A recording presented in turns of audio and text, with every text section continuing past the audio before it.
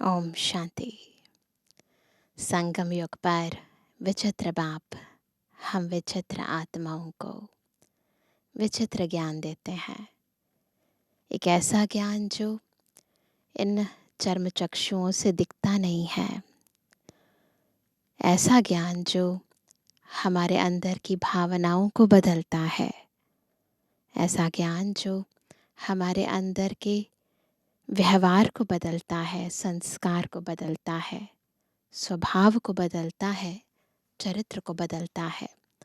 और धीरे धीरे फिर ये चरित्र हमारे चित्र तक पहुँचते हैं, हमारी दृष्टि को, हमारी वाणी को और फिर हमारे चलन को भी प्रभावित करने लगता है। तो विचित्र बाप का ये विचित्र ज्ञान कैसे हमारे चरित्र तक पहुँचता है और फिर ड्रामा के चक्र में हमारे पाठ को पुरुषोत्तम बना देता है। हीरो किरदार अदा करने वाली हम आत्माएं बन जाते हैं। तो सुप्रीम डायरेक्टर का ये सुप्रीम ज्ञान आत्माओं को परिवर्तनकारी इस युग में कैसे परिवर्तन करता है, आज की मुरली बहुत ही यथार्थ रीति हमें बताती है। बहुत ही गहराई से आत्मिक स्थिति में स्थित होकर सुनेंगे बाबा के मधुर महावाक्य। आज है 4 मार्च 2025। बाबा के मधुर महावाक्य हैं, मीठे बच्चे जिन्होंने शुरू से भक्ति की है, 84 जन्म लिए हैं, वह तुम्हारे ज्ञान को बड़ी रुचि से सुनेंगे, इशारे से समझ जाएंगे। प्रश्न है, देवी देवता घराने के नज़दीक वाली आत्मा है या दूर वाली, उसकी परख क्या होगी? उत्तर है, जो तुम्हारे देवता घराने की आत्माएं होंगी, उन्हें ज्ञान की सब बातें सुनते ही जच जाएंगी, वह मूंझेंगे नहीं। जितना बहुत भक्ति की होगी उतना जास्ती सुनने की कोशिश करेंगे। तो बच्चों को नब्ज देखकर सेवा करनी चाहिए। जैसे डॉक्टर है ना, नब्ज देखकर दवाई देते हैं, वैसे हमें भी आत्माओं को परख करके उसी अनुरूप उनकी सेवा करनी है। ओम शांति। रूहानी बाप बैठ रूहानी बच्चों को समझाते हैं। यह तो बच्चे समझ गए, रूहानी बाप है निराकार। इस शरीर द्वारा बैठ समझाते हैं, हम आत्मा भी निराकार है, इस शरीर से सुनते हैं। तो अब दो बाप इकट्ठे हैं ना, बच्चे जानते हैं दोनों बाबा यहाँ है। तीसरे बाप को जानते हो, परंतु उनसे फिर भी यह अच्छा है, इनसे फिर वह अच्छा है। तीसरा बाप कौन है? लौकिक बाप है ना। लौकिक बाप से अलौकिक बाप अच्छा, और अलौकिक से भी पारलौकिक अच्छा। नंबरवार है ना। तो उस लौकिक से संबंध निकल बाकी इन दोनों से संबंध हो जाता है। बाप बैठ समझाते हैं, मनुष्यों को कैसे समझाना चाहिए। तुम्हारे पास मेला प्रदर्शनी में तो बहुत आते हैं, यह भी तुम जानते हो 84 जन्म कोई सब तो नहीं लेते होंगे। यह कैसे पता पड़े यह 84 जन्म लेने वाला है या 10 जन्म लेने वाला है, वह 20 जन्म लेने वाला है? कैसे पता करेंगे? अब तुम बच्चे यह तो समझते हो कि जिसने बहुत भक्ति की होगी शुरू से लेकर, तो उनको फल भी इतना ही जल्दी और अच्छा मिलेगा। थोड़ी भक्ति की होगी और देरी से की होगी तो फल भी इतना थोड़ा और देरी से मिलेगा। यह बाबा सर्विस करने वाले बच्चों के लिए समझाते हैं। बोलो, तुम भारतवासी हो तो बताओ, देवी देवताओं को मानते हो? भारत में इन लक्ष्मी नारायण का राज्य था ना। पापा बता रहे हैं कैसे आत्माओं की सेवा करनी है, कैसे आत्माओं को परखना है। जो 84 जन्म लेने वाला होगा, शुरू से भक्ति की होगी, वह झट समझ जाएगा बरोबर आदि सनातन देवी देवता धर्म था। रुचि से सुनने लग पड़ेंगे। कोई तो ऐसे ही देखकर चले जाते हैं, कुछ पूछते भी नहीं, जैसे कि बुद्धि में बैठता नहीं। वैरायटी होते हैं ना आत्माएं, तो उनके लिए समझना चाहिए यह अभी तक यहाँ का नहीं है। आगे चल समझ भी लेवे, हो सकता है बाद में दोबारा आए, लेकिन ये समझ जाना चाहिए कि फिलहाल इस धर्म का शायद ना हो। कोई का समझाने से झट कांध हिलेगा, ऐसे हाँ हाँ करते हैं ना तो कांध हिलता है। बरोबर इस हिसाब से तो 84 जन्म ठीक है। अगर कहते हैं हम कैसे समझें कि पूरे 84 जन्म लिए हैं? अच्छा, 84 नहीं तो 82। देवता धर्म में तो आए होंगे। देखो, इतना बुद्धि में जचता नहीं है तो समझो यह 84 जन्म लेने वाला नहीं है। बार बार क्रॉस क्वेश्चनिंग करते हैं ना, डाउट्स क्रिएट करते हैं, पता चल जाता है। दूर वाले कम सुनेंगे, जितना बहुत भक्ति की हुई होगी वह जास्ती सुनने की कोशिश करेंगे, झट समझ जाएंगे। कम समझता है तो समझो यह देरी से आने वाला है। भक्ति भी देरी से की होगी।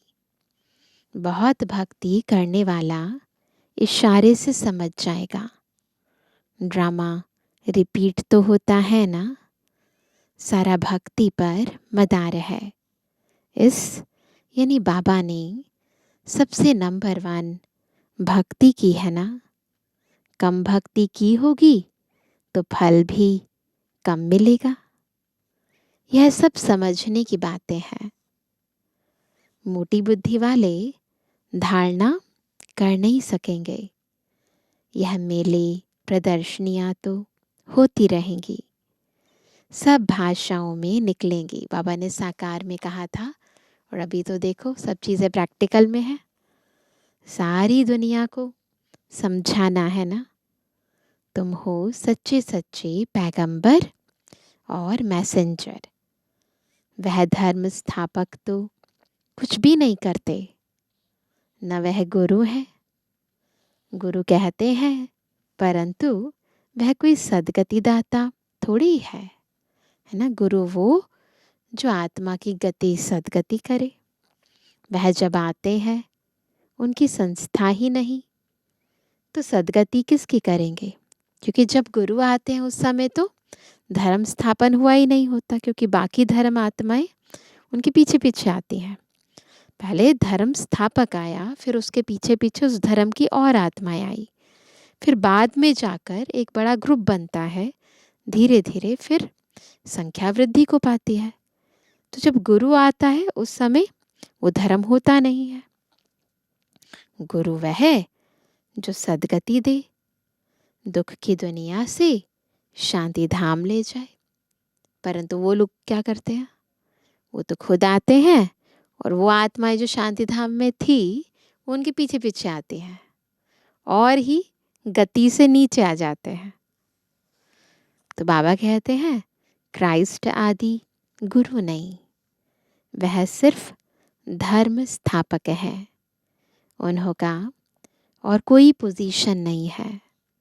पोजीशन तो उन्हों का है जो पहले पहले सत प्रधान में, फिर सतो रज्जो तमो में आते हैं।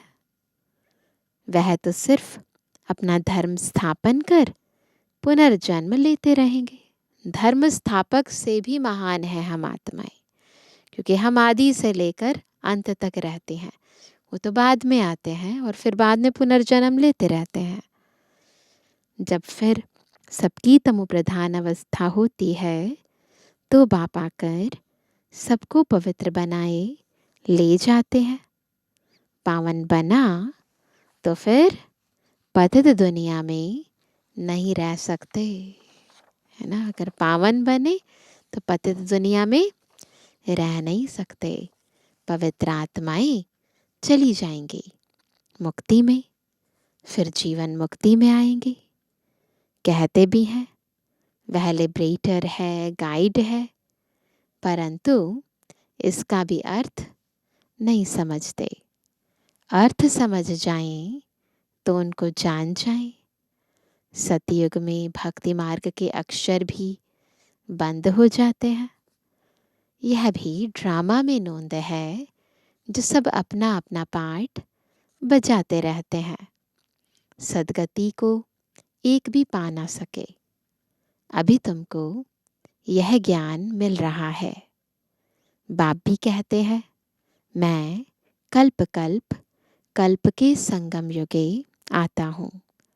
इनको कहा जाता है कल्याणकारी संगम युग। और कोई युग कल्याणकारी नहीं है। सतयुग और त्रेता के संगम का कोई महत्व नहीं। सूर्यवंशी पास्ट हुए, फिर चंद्रवंशी राज्य चलता है, फिर चंद्रवंशी से वैश्यवंशी बनेंगे, तो चंद्रवंशी पास्ट हो गए। उनके बाद क्या बने यह पता ही नहीं रहता है। उसके बाद क्या हुआ वो किसी को पता ही नहीं पड़ता है। चित्र आदि रहते हैं तो समझेंगे यह सूर्यवंशी हमारे बड़े थे, यह चंद्रवंशी थे। वह महाराजा, सूर्यवंशी महाराजा, वह राजा, वह बड़े धनवान थे। वह फिर भी नापास तो हुए ना, है ना। चंद्रवंशी है ना, भले राजा थे, धनवान भी थे, लेकिन नापास हो गए ना, माया से हार खाए ना। यह बातें कोई शास्त्रों आदि में नहीं है। अब बाप बैठ समझाते हैं।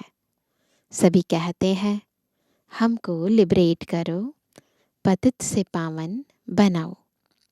सुख के लिए नहीं कहेंगे, क्योंकि सुख के लिए निंदा कर दी है शास्त्रों में। शास्त्रों में क्या कहते हैं, सुख कागविष्टा के समान है, इसलिए सुख के लिए नहीं कहते। सब कहेंगे मन की शांति कैसे मिले।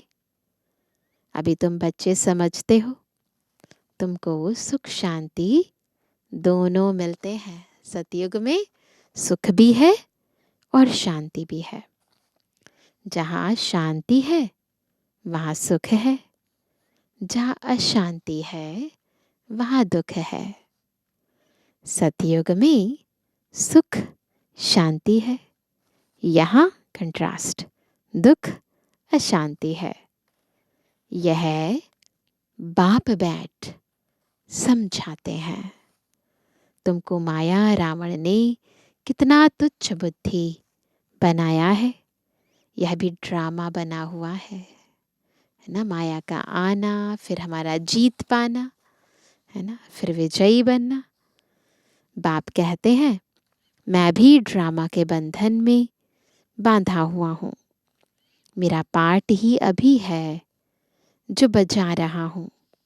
कहते भी हैं बाबा कल्प कल्प आप ही आकर भ्रष्टाचारी पतित से श्रेष्ठाचारी पावन बनाते हो। भ्रष्टाचारी बने हो रावण द्वारा, अब बाप आकर मनुष्य से देवता बनाते हैं। यह जो गायन है उनका अर्थ बाप ही आकर समझाते हैं। उस अकाल तख्त पर बैठने वाले भी इसका अर्थ नहीं समझते। बाबा ने तुमको समझाया है आत्माएं अकाल मूरत है। आत्मा का यह शरीर है रथ, इस पर अकाल अर्थात जिसको काल नहीं खाता वह आत्मा विराजमान है। सतयुग में तुमको काल नहीं खाएगा, अकाले मृत्यु कभी नहीं होगी। वह है ही अमर लोक, यह है मृत्यु लोक। अमर लोक मृत्यु लोक का भी अर्थ कोई नहीं समझते हैं। बाप कहते हैं मैं तुमको बहुत सिंपल समझाता हूँ, सिर्फ माम एकम याद करो तो तुम पावन बन जाएंगे। साधु संत आदि भी गाए हैं पतित पावन। पतित पावन बाप को बुलाते हैं, कहाँ भी जाओ तो यह जरूर कहेंगे पतित पावन। सच तो कभी छिप नहीं सकता। तुम जानते हो अभी पतित पावन बाप आया हुआ है, हमें रास्ता बता रहे हैं। कल्प पहले भी कहा था अपने को आत्मा समझ माम एकम याद करो तो तुम सतु प्रधान बन जाएंगे। तुम सब आशिक हो मुझ माशूक के। वह आशिक माशूक तो एक जन्म के लिए होते हैं। तुम जन्म जन्मांतर के आशिक हो, याद करते आए हो हे प्रभु।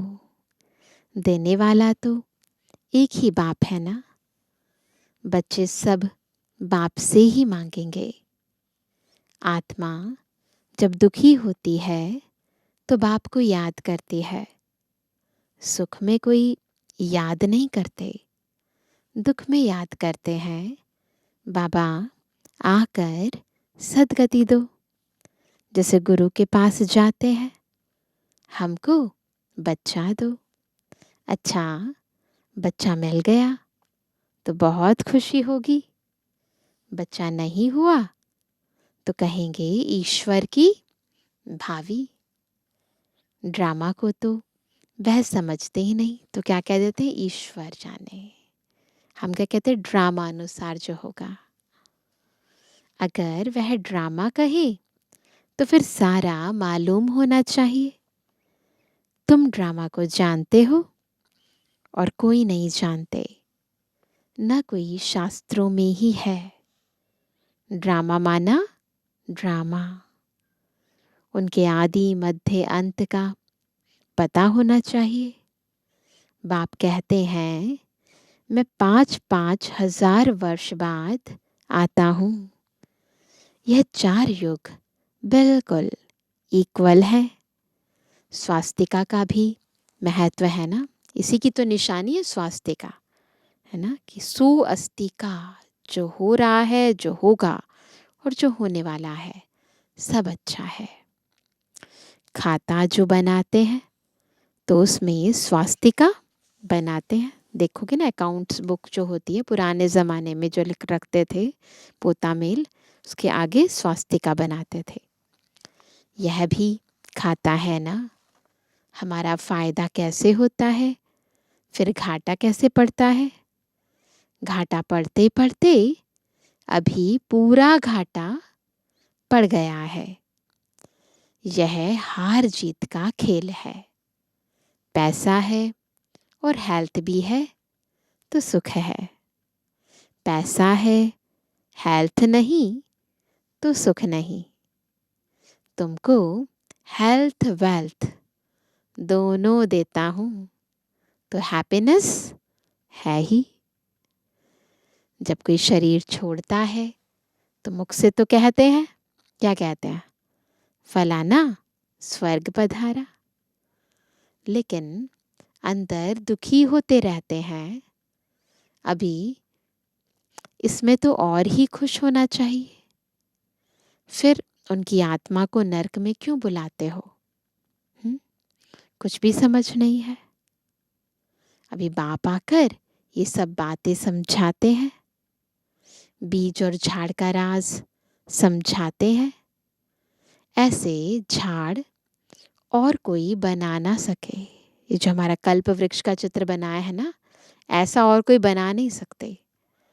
यह कोई इसने नहीं बनाया है, ब्रह्मा बाबा ने नहीं बनाया है, इनका कोई गुरु नहीं था। अगर होता तो उनके और भी शिष्य होते ना। मनुष्य समझते हैं इनको कोई गुरु ने सिखाया है, या तो कहते परमात्मा की शक्ति प्रवेश करती है। अरे, परमात्मा की शक्ति कैसे प्रवेश करेगी?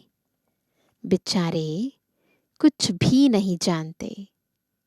बाप खुद बैठ बताते हैं, मैंने कहा था मैं साधारण बूढ़े तन में आता हूँ, आकर तुमको पढ़ाता हूँ। यह भी सुनते हैं। अटेंशन तो हमारे ऊपर है। यह भी स्टूडेंट है। यह अपने को और कुछ नहीं कहते। ब्रह्मा बाबा के बारे में कह रहे हैं कि ब्रह्मा बाबा भी स्टूडेंट हैं, ये अपने को और कुछ नहीं कहते हैं। तो बाबा कहते हैं प्रजापिता सो भी स्टूडेंट है। भल इसने विनाश भी देखा परंतु समझा कुछ भी नहीं। जब शुरू शुरू में बाबा को साक्षात्कार हुआ विनाश का, जब बाबा गए थे बनारस, अपने मित्र के बंगले में ठहरे थे, तो बाबा को उस समय कुछ समझ नहीं आया। तो बाबा कहते भल उसने साक्षात्कार किया परंतु समझा तो कुछ भी नहीं। आहिस्ते आहिस्ते समझते गए, जैसे तुम समझते जाते हो। बाप तुमको समझाते हैं, बीच में यह भी समझते जाते हैं, पढ़ते रहते हैं। हर एक स्टूडेंट पुरुषार्थ करेंगे पढ़ने का। ब्रह्मा विष्णु शंकर तो हैं सूक्ष्म वतनवासी, उन्हों का क्या पाठ है यह भी कोई नहीं जानते। बाप हर एक बात आप ही समझाते हैं। तुम प्रश्न कोई पूछ नहीं सकते। ऊपर में है शिव परमात्मा, फिर देवताएं, उनको मिला कैसे सकते, है ना? परमात्मा को और देवात्माओं को मिला कैसे सकते? अभी तुम बच्चे जानते हो, बाप इसमें आकर प्रवेश करते हैं, इसलिए कहा जाता है बाप दादा, है ना?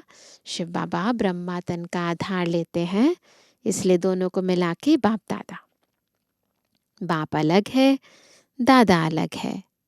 बाप शिव है, दादा ब्रह्मा है। वर्षा शिव से मिलता है इन द्वारा। ब्राह्मण हो गए ब्रह्मा के बच्चे। बाप ने अडॉप्ट किया है ड्रामा के प्लान अनुसार। बाप कहते हैं नंबर 1 भक्त यह है।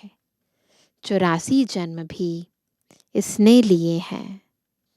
सांवरा और गोरा भी इनको कहते हैं। श्री कृष्ण सतयुग में गोरा था, कलयुग में सांवरा है। पतित है ना, फिर पावन बनते हैं। तुम भी ऐसे बनते हो। यह है आयरन एज्ड वर्ल्ड, वह है गोल्डन एज्ड वर्ल्ड। सीढ़ी का किसको पता नहीं है। जो पीछे आते हैं वह 84 जन्म थोड़ी लेते होंगे, एंड में आने वाले वह ज़रूर कम पद लेंगे। फिर उनको सीढ़ी में दिखा कैसे सकते? बाबा ने समझाया है सबसे जास्ती जन्म कौन लेंगे, सबसे कम जन्म कौन लेंगे? यह है नॉलेज। बाप ही नॉलेजफुल पतित पावन है। आदि मध्य अंत की नॉलेज सुना रहे हैं। वह सब नीति नीति करते आए हैं कि हमें पता नहीं है, न रचयिता का पता है न रचना का पता है। अपनी आत्मा को ही नहीं जानते तो बाप को फिर कैसे जानेंगे? सिर्फ कहने मात्र कह देते हैं आत्मा क्या चीज़ है कुछ भी नहीं जानते। तुम अभी जानते हो आत्मा अविनाशी है। उसमें 84 जन्मों का अविनाशी पाठ नूंधा हुआ है। इतनी छोटी सी आत्मा में कितना पाठ नूंधा हुआ है। जो अच्छी रीति सुनते और समझते हैं तो समझा जाता है यह नज़दीक वाला है। ये परख है नज़दीक वाले की। बुद्धि में नहीं बैठता तो देरी से आने वाला होगा। सुनाने के समय नब्ज़ देखी जाती है। समझाने वाले भी नंबरवार है ना। तुम्हारी यह पढ़ाई है, राजधानी स्थापन हो रही है। तो पढ़ाई है, पढ़ाई में हमेशा नंबरवार होते हैं। राजधानी बन रही है। कोई तो ऊंच ते ऊंच राजाई पद पाते हैं, कोई तो प्रजा में नौकर चाकर बनते हैं। बाकी हाँ इतना है कि सतयुग में कोई दुख नहीं होता। उनको कहा ही जाता है सुखधाम बहिष्ठ। ये सतयुग के नाम है। पास्ट हो गया है तब तो याद करते हैं ना। मनुष्य समझते हैं स्वर्ग कोई ऊपर छत में होगा। दिलवाड़ा मंदिर में तुम्हारा पूरा यादगार खड़ा है। आदिदेव आदिदेवी और बच्चे नीचे योग में बैठे हैं। ऊपर में राजाई खड़ी है। मनुष्य तो दर्शन करेंगे, पैसा रखेंगे, समझेंगे कुछ भी नहीं। तुम बच्चों को ज्ञान का तीसरा नेत्र मिला है। सबको मिला ना ज्ञान का तीसरा नेत्र। तुम सबसे पहले तो बाप की बायोग्राफी को जान गए। और क्या चाहिए।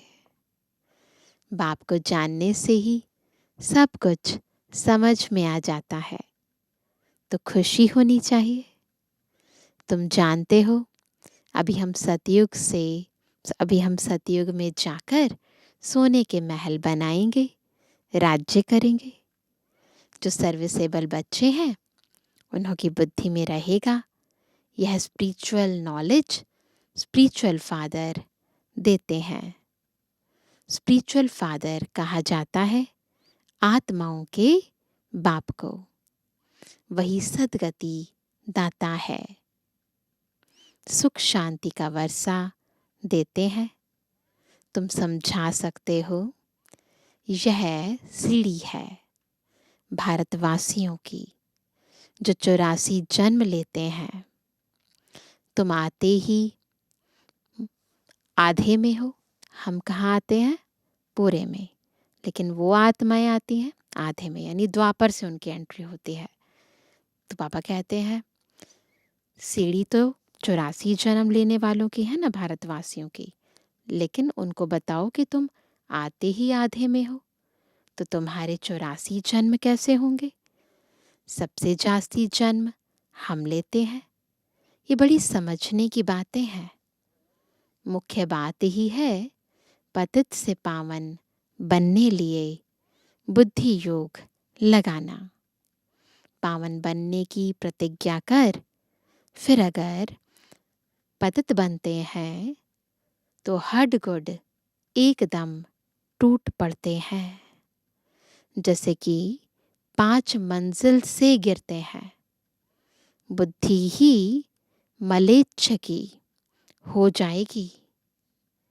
दिल अंदर खाता रहेगा, मुख से कुछ निकलेगा नहीं। इसलिए बाप कहते हैं खबरदार रहो।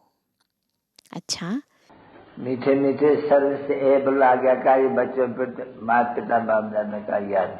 Good morning. हम रूहानी बच्चों की रूहानी बाप दादा को गुड मॉर्निंग, नमस्ते नमस्ते नमस्ते। धारणा के लिए मुख्य सार। पहला, इस ड्रामा को यथार्थ रीति समझ माया के बंधनों से मुक्त होना है। स्वयं को अकाल मूरत आत्मा समझ बाप को याद कर पावन बनना है। दूसरा, सच्चा सच्चा पैगंबर और मैसेंजर बन सबको शांति धाम सुख धाम का रास्ता बताना है। इस कल्याणकारी संगम युग पर सभी आत्माओं का कल्याण करना है। तो जो टाइम चल रहा है उसी अनुसार आत्माओं का कल्याण करना है। आज का वरदान है, बाप और सेवा की स्मृति से एक रस स्थिति का अनुभव करने वाले सर्व आकर्षण मुक्त भव। कैसे बनेंगे सब आकर्षणों से मुक्त? जब बाप और सेवा की स्मृति से एक रस स्थिति का अनुभव करेंगे। जैसे सर्वेंट को सदा सेवा और मास्टर याद रहता है, ऐसे वर्ल्ड सर्वेंट सच्चे सेवाधारी बच्चों को भी बाप और सेवा के सिवाय कुछ भी याद नहीं रहता। चेक करेंगे हमें भी बाप और सेवा के सिवाय और क्या याद रहता है।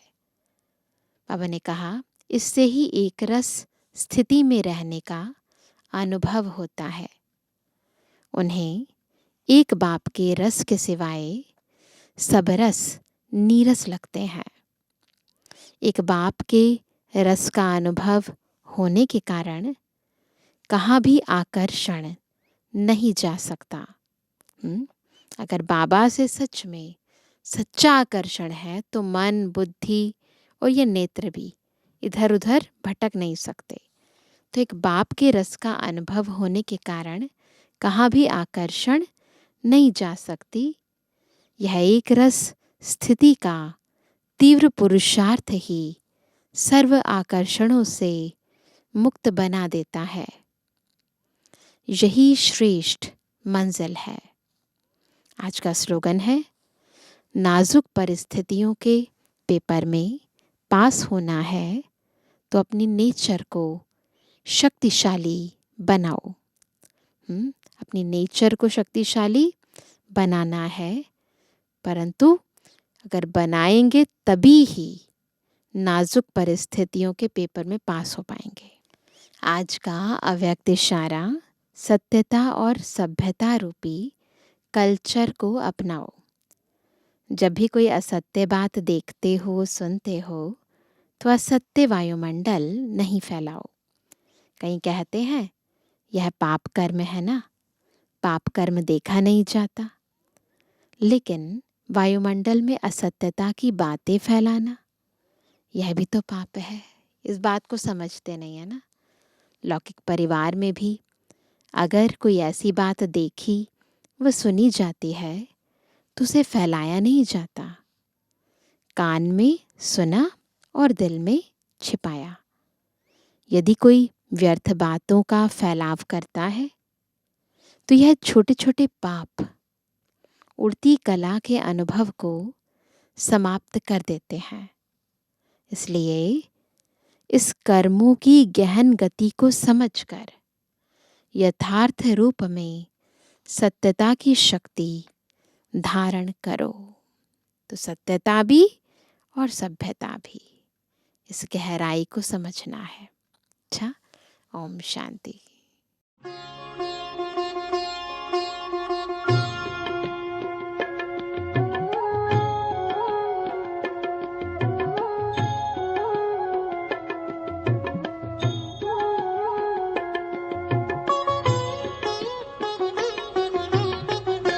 शिव बाबा को लगते